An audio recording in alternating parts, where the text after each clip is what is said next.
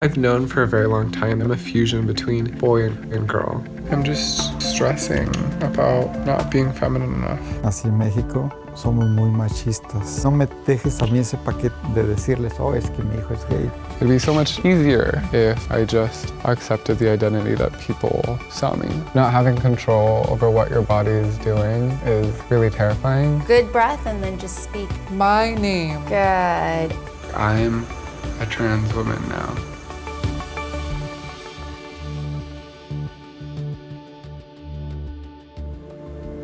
My best friend sent me the other day was an article about how when you transition, you're figuratively reborn.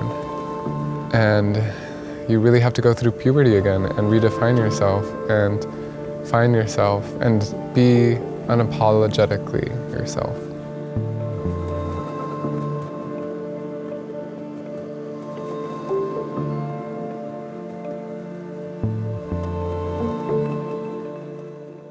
It's so nice to see y'all. I wanted to get us together to talk about like graduation, because we're all fresh college grads, and we were all in a queer fraternity together, which was a story. The best time of my life. So The best fun. years, you know? Space was at least the place where I started getting really comfortable with exploring specifically drag. Putting wigs on, watching RuPaul's Drag Race all the time, doing our makeup. It was definitely like a really amazing space to explore, you know? It was like definitely a space where you were there and you were like, okay, we're all gay, like now what else is there to you? I think that was really important. It's more like, okay, who are you despite being gay? And I think that was really special. For me, it was more of a space that allowed us to just, it was like a resource that like I never had access to. So to kind of just get a crash course on like what it means to be queer, at least in the sort of like normative masculine way, was interesting. Yeah. But then to meet other femme people was even more liberating, just because it was an opportunity to kind of explore myself while other people were exploring themselves too. I think the fact that we were embedded in such a historical institution, it was just hard to navigate that space being our very little selves, if that's how you identify. Yeah.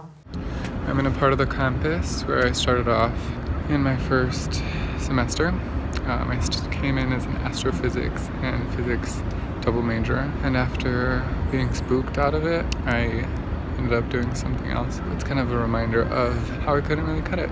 If you think about it, like when you're choosing your life or like what to do, like you have to think about the alternatives. That's what makes your choices so much stronger. Like if you think about what else you could have done. We're on this path that we chose to transitions because the alternatives are just absolute crap.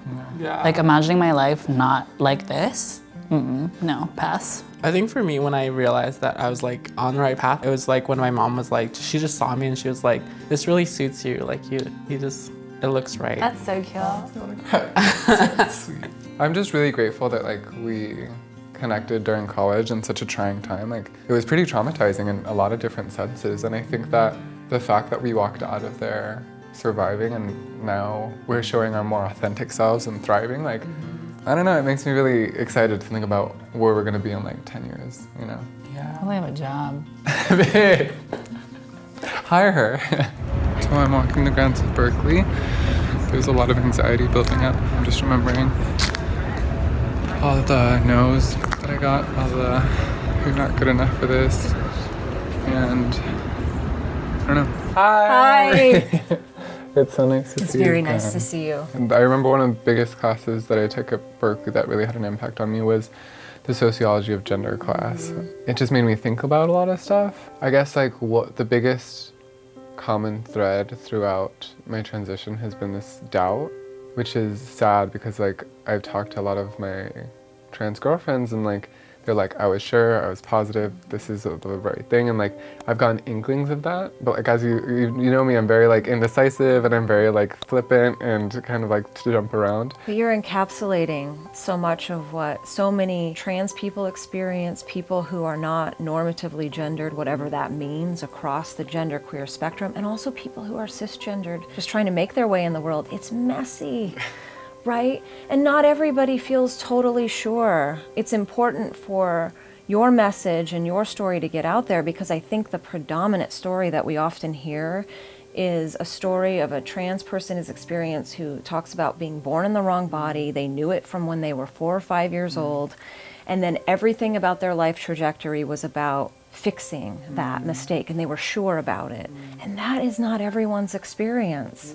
And it's important for people to know that it can be a bumpy road and that you can feel unsure at times. That is a human experience that you are having. And that doesn't then take away from your transition story and your transition experience. It's an important part of that.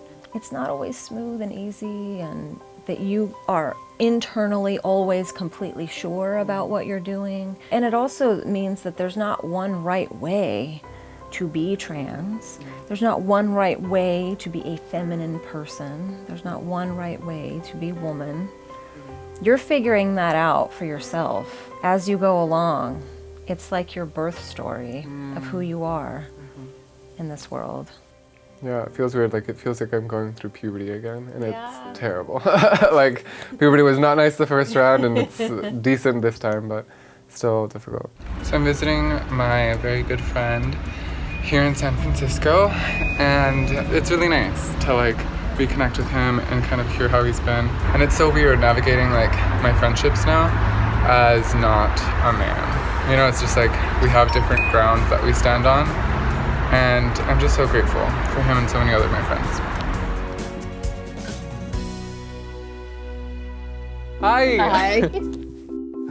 It's so nice to see you. It's good to see you too. It's been a long time. Yeah. When I started as an MCC intern, I had been involved through friends basically, inviting me to study, inviting me into the space, and me realizing there was such like a magnetic warmth. It wasn't just like people being nice and polite. It was people actually connecting and engaging with each other in ways that I had never really experienced before. The interns are really special as part of the Multicultural Community Center because it's a student-run, student-fought-for space. Even though folks think it's just about racial ethnic communities, we actually see that it's all of us are so many things all at once, right? So we talk about intersectionality. I think specifically thinking about like gender and sexuality, and serving and working with POC students, queer and trans, students of color. That's been really vital. I'm really interested to see how the conversations we had or the dialogues kind of took root for you, and if they've been helpful for you as you've been living your life away from Berkeley. The MCC was such a place where like I could take all these things that I was learning in class and actually ground them in people's lived experiences. I was studying sociology and thinking about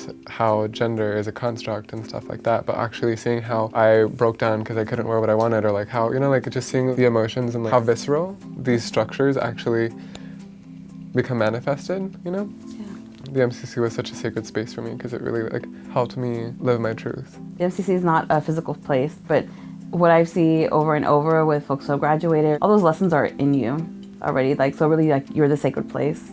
We're all the sacred place, and so part of it is giving us ourselves that opportunity and really taking care of yourself as you're moving through all the different paths and journeys that you're gonna take, right? So it might be like, oh, this is what you're doing right in this second.